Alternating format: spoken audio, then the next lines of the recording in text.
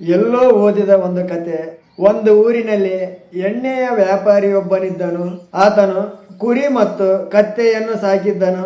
ಆತನಿಗೆ ತಾನು ಸಾಕಿದ ಎರಡು ಸಾಕು ಪ್ರಾಣಿಗಳೆಂದರೆ ತುಂಬಾ ಪ್ರೀತಿ.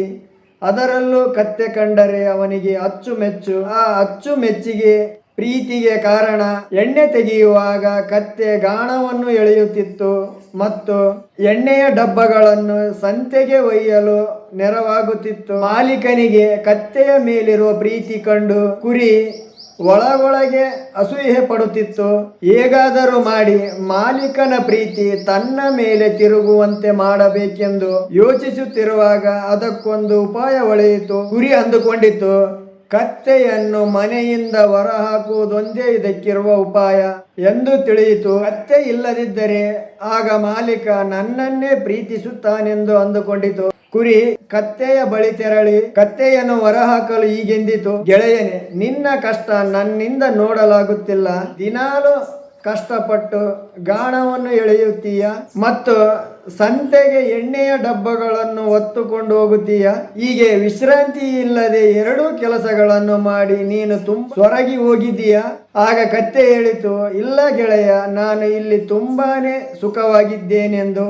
ಆದರೂ ಛಲ ಬಿಡದ ಕುರಿಯು, ಮಾಲೀಕನ ಮೇಲಿರುವ ಪ್ರೀತಿಯಿಂದ ನೀನು ಹಾಗೆ ಹೇಳುತ್ತಿದೀಯಾ ಎಂದು ಕತ್ತೆಗೆ ಕೇಳಿತು. ನೀನು ಸ್ವಲ್ಪ ದಿನ ವಿಶ್ರಾಂತಿ ಮಾಡು, ನಂತರ ಮಾಲೀಕನಿಗೆ ಇನ್ನೂ ಹೆಚ್ಚಾಗಿ ಸಹಾಯ ಮಾಡಬಹುದು ಎಂದು ಕುರಿ ಹೇಳಿತು. ಕುರಿಯ ಮಾತಿನಲ್ಲೂ ಸಹ ಅರ್ಥವಿದೆ ಎಂದು ತಿಳಿದ ಅಮಾಯಕ ಕತ್ತೆಯು ಒಪ್ಪಿ ನಾನೇನು ಮಾಡಬೇಕೆಂದು ಕೇಳಿದಾಗ, ನಾಳೆ ನೀನು ಸುಸ್ತಾದವನಂತೆ ನಾಟಕವಾಡು ಎಂದಿತು.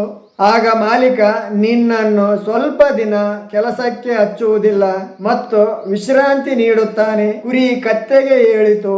ಆದರೆ ಕುರಿಯ ಒಳಮರ್ಮವೇ ಬೇರೆಯಾಗಿತ್ತು. ಕುರಿಯ ಯೋಚನೆ, ಕತ್ತೆಯು ಕೆಲಸ ಮಾಡುವುದಿಲ್ಲ ಎಂದು ತಿಳಿದೊಡನೆ ಮಾಲೀಕನು ಆ ಕತ್ತೆಯನ್ನು ಮನೆಯಿಂದ ಹೊರಹಾಕುತ್ತಾನೆ. ಮುಂದೆ ನಾನೇ ಮಾಲೀಕನ ಮುದ್ದಿನ ಸಾಕು ಪ್ರಾಣಿಯಾಗಬಹುದು ಎಂದುಕೊಂಡಿತು. ಮರುದಿನ ಕುರಿ ಹೇಳಿದಂತೆ ಕತ್ತೆಯು ಮಲಗಿಕೊಂಡು ನಾಟಕವಾಡತೊಡಗಿತು. ಮಾಲೀಕನು ಬಂದು ನೋಡಿ, ನನ್ನ ಮುದ್ದಿನ ಕತ್ತೆಗೆ ಏನೋ ಅಪಾಯವಾಗಿದೆ ಅಂದುಕೊಂಡು ಕೂಡಲೇ ನಾಟಿ ಪಶು ವೈದ್ಯರನ್ನು ಕರೆತಂದನು. ಅವರು ಕತ್ತೆಯನ್ನು ಪರೀಕ್ಷಿಸಿ ಯಾವುದೋ ರೋಗದ ಹೆಸರು ಹೇಳಿದರು. ಆ ರೋಗವನ್ನು ವಾಸಿ ಮಾಡಲು ಮಾಲೀಕನಿಗೆ ಪಶು ವೈದ್ಯರು ಹೇಳಿದರು, ಕುರಿಯ ಚರ್ಮದೊಳಗಿನ ಕೊಬ್ಬನ್ನು ತೆಗೆದು ಆ ಕೊಬ್ಬನ್ನು ಕತ್ತೆಗೆ ಸವರಿದರೆ ಈ ರೋಗ ವಾಸಿಯಾಗುತ್ತದೆಂದು ಮಾಲೀಕನಿಗೆ ಪಶು ವೈದ್ಯ ತಿಳಿಸಿದ.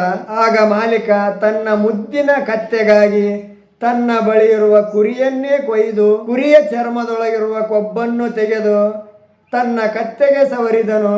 ಕತ್ತೆ ಎದ್ದು ನಿಂತು ಎಂದಿನಂತೆ ಮಾಲೀಕನ ಕೆಲಸ ಮಾಡತೊಡಗಿತು. ಮಾಲೀಕನ ಕೆಲಸಗಳಲ್ಲಿ ಸಹಾಯ ಮಾಡತೊಡಗಿತು. ಇದರ ನೀತಿ ಇಷ್ಟೇ, ಕುಟಿಲ ತಂತ್ರಗಳು ಕೆಲವೊಮ್ಮೆ ತಿರುಗು ಬಾಣಗಳಾಗುತ್ತವೆ ಎಂದು